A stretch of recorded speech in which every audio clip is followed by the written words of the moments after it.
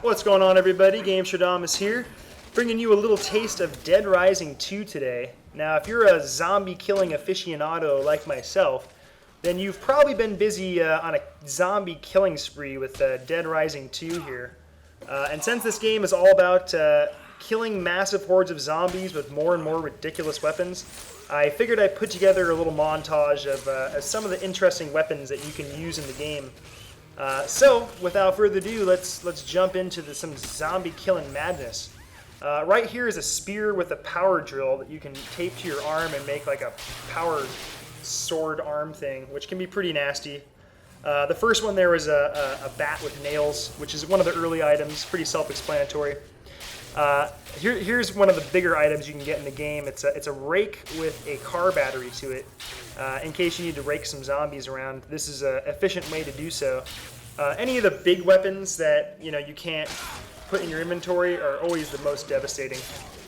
Here's a weapon that would make Wolverine proud. You can take Bowie knives and boxing gloves and attach them together and make kind of these like Wolverine boxing gloves. This is a good item I like to keep in my inventory for like boss fights and stuff.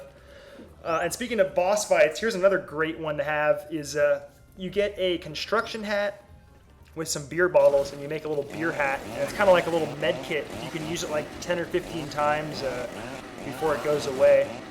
And this is one of the most devastating items in the game probably. It's the one on the cover of the game. You get a kayak, paddle, and a couple of chainsaws, and you make this like chainsaw paddle in case you need to go swimming through zombies.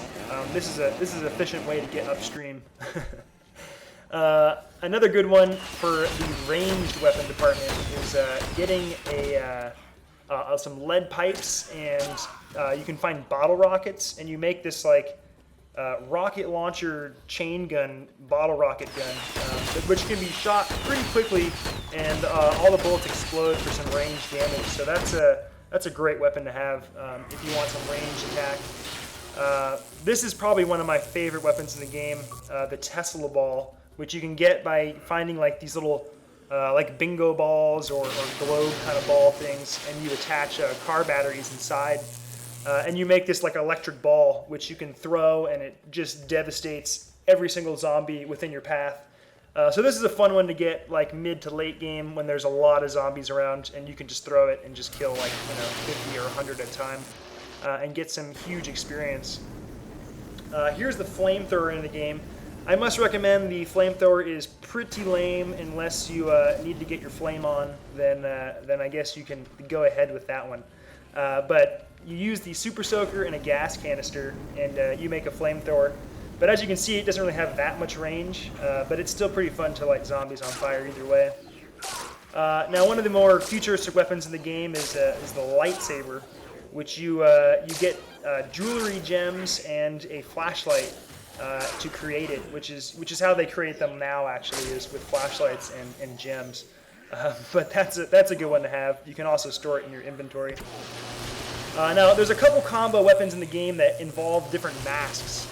This is one where it involves a monster mask and a car battery, and it kind of makes this. You throw it on a zombie's head, and it causes this electric current to go out and kill all the zombies like within an immediate area, which gives you a decent amount of experience as well. So that's a good one to check out. Here's one I got recently. It's an electric guitar with a power amplifier, and you create like I don't know, like if Thor was a rock god, this is the guitar he would use pretty much. You can use it to knock back like large groups of zombies, or if you play it continuously, you can pop some heads with it. But just be careful because they'll close in on you quickly. But that's a fun one to use. And in a lot of the construction areas around the map, there's a cement saw, and usually close by the cement saw there's saw blades for a regular saw, and if you can combine those, then you make this like power cement chainsaw, which is actually, it swings pretty quickly, and as you see there, you can pretty much make some zombie salad with it. It's a good weapon to have.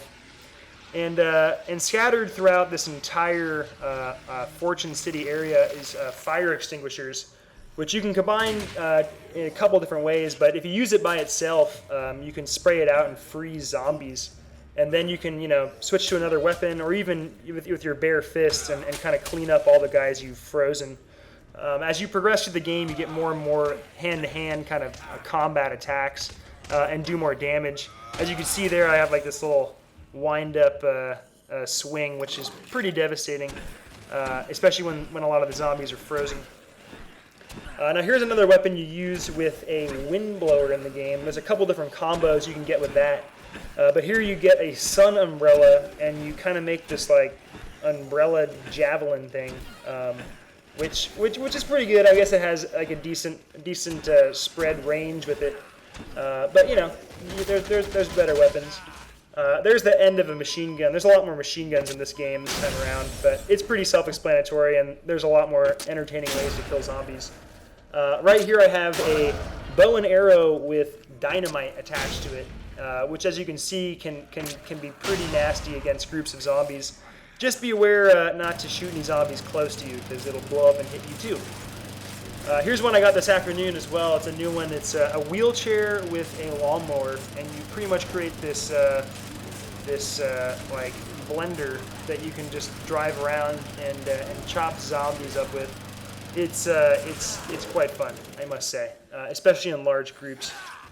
Now, besides those Wolverine hands, this is another one I like to keep in my inventory for boss fights and that kind of thing. It's a machete attached to a broomstick, which you create this like machete polearm spear kind of thing, which has quite a big range. That's why I like it. You can really clear large amounts of zombies quickly. And like I was saying before, you can get the extinguishers around the map, and if you find dynamite, you can create these like flash freeze bombs, which are pretty nice. They freeze large amounts of zombies, so you can kind of position that and use that defensively if need be. But then you just go in with my machete polearm and clean up. Another good weapon to get early in the game, which you can get right away, is you get a axe and a sledgehammer to create this like devastating, heavy-hitting weapon. And if you hold X, you'll spin around with it like the barbarian in Diablo, which is pretty nasty if there's a lot of zombies around.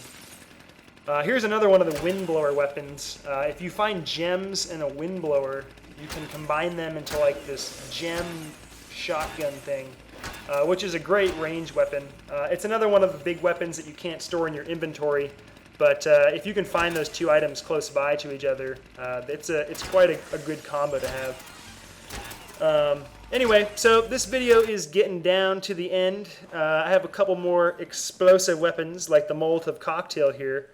But if you enjoyed this zombie killing mayhem, please come check out my channel, rate, comment, and subscribe, and let me know if you guys enjoyed this, because there's plenty more ways to kill zombies, and I'd be happy to make some more zombie killing aficionado movies. Anyway, to finish it off, here is a football with grenades on it for a good old Hail Mary. Anyway, I hope you guys enjoyed that. I'll talk to you soon. Have a good one.